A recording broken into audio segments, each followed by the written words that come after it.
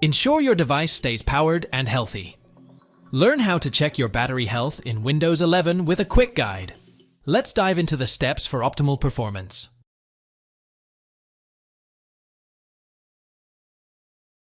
Press the Windows key on your keyboard or click on the Start button on the taskbar to open the search menu. Type Command Prompt or CMD in the search box and right-click on the result, then select Run as Administrator. Input the following command and press Enter: Power CFG/battery report. You will receive a message stating that a report file for your battery life has been saved to a specific file path. Navigate to the file path from the message and click on the battery report HTML file.